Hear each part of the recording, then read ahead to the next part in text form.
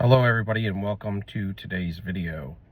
Today I wanted to talk to you about the narcissist, their false mask, and confusion. So let's jump in.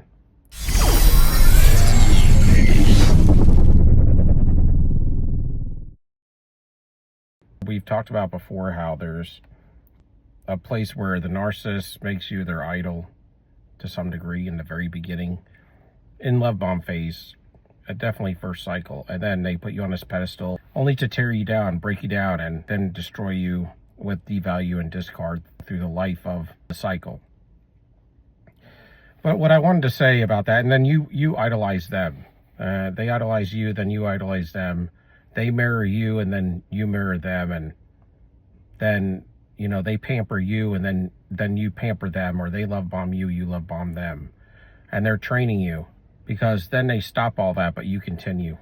In fact, you do more and more and more because you think that'll fix it, because that's what they got you trained up to do. So you're like, maybe if I do more, maybe if I do more. And that's how the spell kind of works.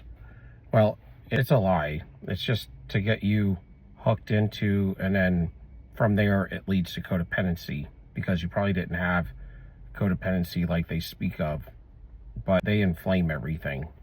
So they cause anxiety, depression, codependency. You feel all alone. You get isolated. But what I wanted to say about all that is they idolize their mask. That is their God. And that's why there is no spirituality with them.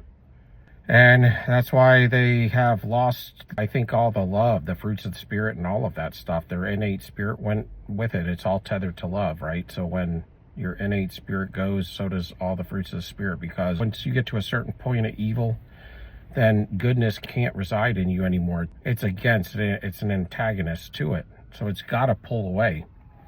And so they get so evil that it just pulls out of them. It just leaves them and leaves them reprobate. But what they do is they end up falling in love with the mask, idolizing the mask, and the mask is all of the fantasies that the mask helps them to create, which is the demons. Then they become an idolater of the demons. They are misinformed to some degree of what it is, but what they are not misinformed, and this is the deal, they're misinformed on what they're idolizing, maybe to some degree, or exactly what's going on. They're deceived, right? But what they are not deceived about is the evil that they do, the underhanded things they do, the lies, the cheating, the stealing, and all that stuff they do. And that's why they get a lot of shame all the time. The shame comes because they've hurt people. They hurt people every day, and they're evil, and they know it, and they continually do it. And so they have no integrity, and they have nothing because they're always lying. When you're always lying, you lose your innate self. And then you have nothing, because if you lie every day, there's nothing you did in the past that was realistic, that was genuine. So there is nothing genuine about you. You just have the mask, and the mask is to mirror, to reflect, and then to promote evil in twisted ways. And so that's why whenever you go against them, you're actually going against the mask. And the mask now is their spirit, because they have no intuition and no inside voice. So all they have is this, and the mask will talk to them. That's their spirit. That's why it's inside them, but it controls what they do, what they say, and how they say it. It gives them the twist, the mannerisms, and all of the movements that they have. It's creepy, but this is the case. It's intertwined with them. And that's why they can't be alone, because there's nothing in here, and there's no inside voice. If you don't have inside voice, you're strictly alone when there's nobody around you. And they have to run for outside validation because they have nothing in here, no inside voice. Your inside voice is what regulates you. Now, they have no regulation of anything. They can't process anything good because they have no nine of the fruits of the Spirit. All the goodness, all of the fruits of the Spirit are gone. They've left them. So anything that they have to process in goodness causes them to react, to rage, or to give you silent treatment for a time until you forget about it. And only thing they can do now is evil, because they lack the 9 fruits of the Spirit. And the only thing that can regulate spiritually the flesh, which is your body, and then your mind, will, and emotions, which is your soul, is a spirit man that is really given over to God through Christ and the Holy Ghost in your heart, really. But even regular humanity that has a spirit man and hasn't given up on who they are innately can still have some control over these things. It's called self-control. And a narcissist doesn't have any. Why? Because that's one of the fruits of the Spirit, self-control. That's the 9th one. So it's, love, joy, peace, patience, kindness, goodness, faithfulness, gentleness, and good self-control.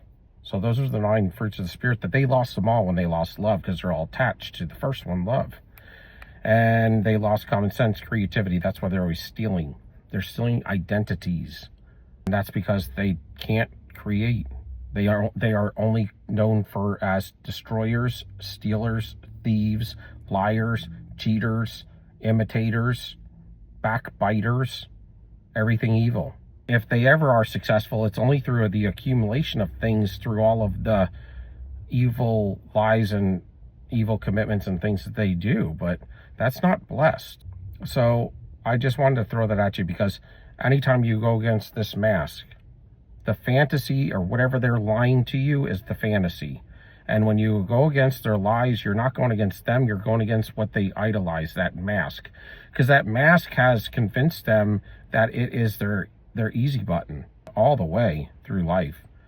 Regardless of what happens, they have to have that mask. If they were to give up everything, the only thing that they won't go against, that they love, the only thing they have goodness to, is that mask. But you see, it's not even goodness. It's love for something evil. They don't even love themselves, but they love that mask. Because that mask is what gives them power, control. It gives them some sort of evil authority whenever they do have it, for people that submit to them. It gives them plans and blueprints on how to take people down over and over. And when they're doing well, it'll tell them that they're doing well. It'll pump them up. But when they're doing bad, it will shame them. And it will shame them not because in a good way, it shames them because they're not at their full potential and doing what the mask is telling them to do. Or they could have did better. So it's a whole entity in itself. But that's the main, I would say, the main demon inside them. Or maybe it could be different demons that talk to them when they fail that demon for what blueprint they set forth for them to do, to take somebody down, and you didn't obey it. But they have to obey the mask. The mask is in full control of them. That's why it can be turned off and put on, meaning, they're completely gaslit. But when it comes to authorities around where they got to act right, they can turn it off, turn it on. That's because the demons in them don't want to get caught. And they want the individual, the host, to be convinced they don't even have demons in them. So they got to act a certain way to where the host is okay with who they are, not to create too many problems for the host, so at least they can be somewhat successful. And then when there's authorities around, they can't be popping off and acting like they do when they're with you behind closed doors, because then people would know they're demonic. So they have to do it at some point. They would have to address it in the world today as well. And they don't like to do that because they just want to address like the psychological side of it. And that does not explain all the stuff that happens behind closed doors, you see.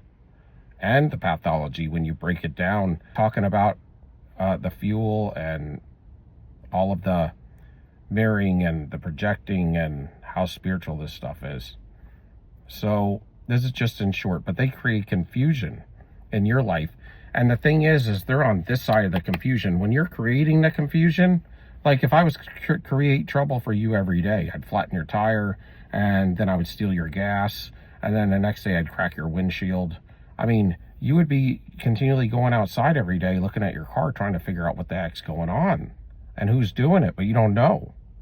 But the other person, the person that's creating all the problems and all the destruction to the car, they know exactly what's going on. There's no confusion there. So that's how they operate in your life. That's why if you know how a narcissist operates in all of the states of the pathways that they go down, then you'll know the backside of it. It's almost like you're going to have the instruction manual to a narcissist, because they can't do anything but operate like a robot. It's for just certain things like supply, power, control, and they have to get it certain ways. By projection, by you accepting it, by raging out and getting you to react instead of respond and things like that. So anyway, if you can give me a like, subscription, and a thumbs up, love y'all. Till next time, sold you up. Peace, we out.